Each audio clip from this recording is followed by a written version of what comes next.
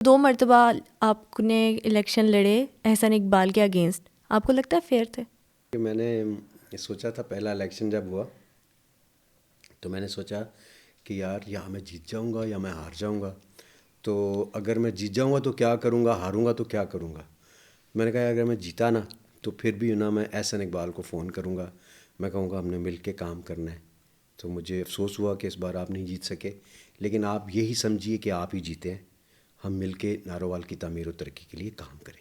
کیونکہ بڑے بڑے پروجیکٹس میں نے بنا دی تھی، اتنے بڑے پروجیکٹس انہوں نے کبھی زندگی میں نہیں بنائے نارووال میں. کیونکہ 23 سال پہلے وہاں پہ کوئی ہاسپٹل نہیں تھا، ہاسپٹل میڈیکل کالج، تو وہ پریشان بھی تھے کہ میں ہار جاؤں گا. آپ ایکسپیکٹ کر رہے تھے کہ آپ جیتیں ہاں گے؟ جی. دوسرا میں نے سوچا میں ہار بھی تو سکتا ہوں. میں کہا یار ہاروں گا تو کیا کروں گا.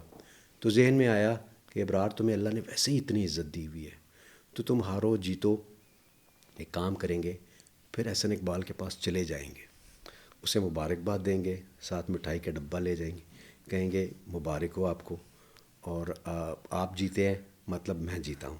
ہم مل کے نارووال کے لیے کچھ کرتے ہیں، کچھ بڑا کرتے ہیں. تو ایک ایسی روایت قائم کریں گے کہ لوگ ہی حیران ہو جائیں کہ یار یہ کیسے لوگ ہیں، لوگ ہار کے تو ایسے کبھی بھی نہیں کرتے. جو ابرار کیسا بندہ ہے یہ ایسے کر رہا ہے. اور ایک مزیدار روایت سیاست میں قائم ہوگی. تو میں یہ سوچ کے بیٹھا ہوں. اور اسی دوران پھر ہم نے جب الیکشنز میں گئے تو صورتحال ہی فرق تھی. یعنی اس میں سر عام ہی جو لوگ ہمارے ساتھ وہ کر رہے تھے تو مجھے بڑی تکلیف ہوئی. میرے ذہن میں تھا ایک فیئر اینڈ فری الیکشن ہوگا، لوگ آئیں گے، ووٹ ڈالیں گے، چلے جائیں گے، پھر گنتی ہوگی، اس کے بعد اناؤنس ہو جائے گا، جو بھی جائے سارے کلیپنگ ہوگی، سارا کچھ. نارووال میں تو جنگ تھی، الیکشن تو تھا ہی نہیں. وہ تو جو جنگ ہو رہی تھی اندر کے کس نے کتنے ووٹ ڈال لینے ہیں اور کس طرح ووٹ ڈالنے ہیں. ایسا صاحب کی ساری فیملی، پولیس ان کے ساتھ. میرے دوست مجھے فون کر کے بتا رہے ہیں سر ان کی بیگم آئی ہوئی یہاں پہ ووٹ ڈال رہی ہیں، ان کے ساتھ اور خواتین ہیں، دھکم پیل جاری ہے ساری، وہ سارے انہوں نے ووٹ ڈال لی ہیں سر. تو میں نے کہا میں دور سے، میں کہا چلو میں آتا ہوں. اب وہ اتنی دور ایک گاؤں دوسرے گاؤں جانا، میں نے فون کیا، میں نے کہا اب کیا صورت حال. کہتا سر اب انہوں نے ڈال لی ہیں، اب نماز پڑھ رہی ہیں. میں نے کہا اچھا. تو جب یہ الیکشن ہوا وہاں پہ تو اس کے بعد سارے ہی ملے ہوئے تھے ایک طرف. بعد میں لوگ آ کے ہم سے افسوس بھی کریں کہ برار بھائی ہم بھی شامل تھے، ہم نے بیٹھ کے پتہ نہیں 4,000 6,000 ووٹ ہم نے بنایا تھا، پھر ایک اور پارٹی ہم نے جی 20,000 ووٹ ہم نے بنایا تھا، تو ہم نے بنا کے اس طرح سے نا وہاں پہ ڈالنا تھا. تو پھر وہ کیا جانا تھا ان کو مبارکباد دینے، میرا خیال ہے وہ ڈیزرو نہیں کرتے تھے یہ کھلے عام مبارکباد. ہو رہا تھا. ہاں. اور بڑی دیر تک وہ اس کی چیزیں سامنے آتی بھی رہیں.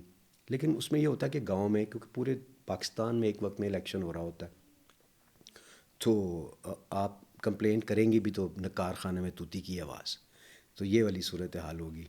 تو میں نے سنا ہوا تو تھا، کیونکہ ہارون الرشید صاحب جو کالمسٹ ہیں وہ بھی کہتے تھے از ڈان آف نارووال احسن اقبال. لیکن میں نے کہا کتنا کوئی ڈان ہوگا یار، اتنی اچھی باتیں کرتا ہے ٹی وی پہ بیٹھ. تو وہ میں نے اس دن دیکھا. لیکن پھر انسان کیا کر سکتا ہے کہ دعا کر سکتا ہے کہ انسان کہ اللہ ایسے لوگوں سے انسان کو بچائے، پاکستان کو بچائے. بالخصوص جو لوگ زیادہ انٹیلیجنٹ ہوتے ہیں، یاد رکھیں، اور وہ زیادہ نقصان پہنچا سکتے ہیں.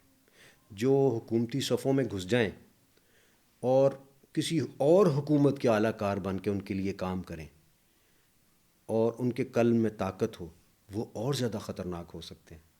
ایک چھوٹا جو سپاہی ہوتا ہے وہ اتنا خطرناک نہیں ہو سکتا جتنا اگر کوئی بڑا افسر جو ہے وہ ہو سکتا ہے. سو اس لیے میں تو یہی دعا کرتا ہوں اس ملک کے لیے کہ سنسیریٹی اللہ عطا فرمائے اور محب وطنی ڈاؤن ٹو دا کور. اچھا اس میں پھر قربانی دینی پڑتی ہے، قربانی بہت کم لوگ دینا چاہتے ہیں. یعنی یہ وہی ملک ہے جہاں مجھے چیف جسٹس آف پاکستان کے منہ سے میں نے سنا، جو جسٹس نسیم حسن شاہ صاحب تھے، کہ ہاں سارے جج بہادر تو نہیں ہوتے نا، پھر وہ ظاہر ہے وہ پھر پریشر میں آ کے غلط فیصلے کر دیتے ہیں، پھر کیا کریں، مجبوری ہے وہ، پھر اپنی نوکری کے لیے تو پھر کرنا ہی پڑتا ہے پھر سارا.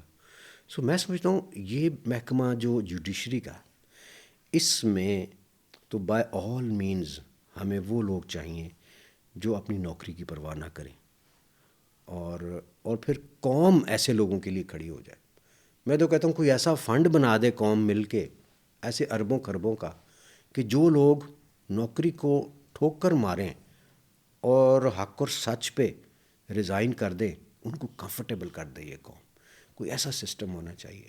میں نے بچپن میں ایک کہانی پڑھی تھی کہ ایک انگلش جج تھا، اس نے رشوت لی اور پھر بادشاہ نے پتہ کیا کیا، ہی واز سکنڈ الائیو، اور اس کی چمڑی ادھیڑ کے اس نے جج کی کرسی کی جو سیٹ ہے نا وہ اس چمڑی سے بنائی تھی کہ آئندہ ادھر کوئی بھی جج بیٹھے گا تو اس کو یاد ہوگا کہ میں ایک ایسی چمڑی پہ بیٹھا ہوں، ایک ایسے جج کی جو کرپٹ تھا، سو مجھے اب کرپشن نہیں کرنی. پھر جا کے اس ملک کے اندر انصاف شروع ہوگا.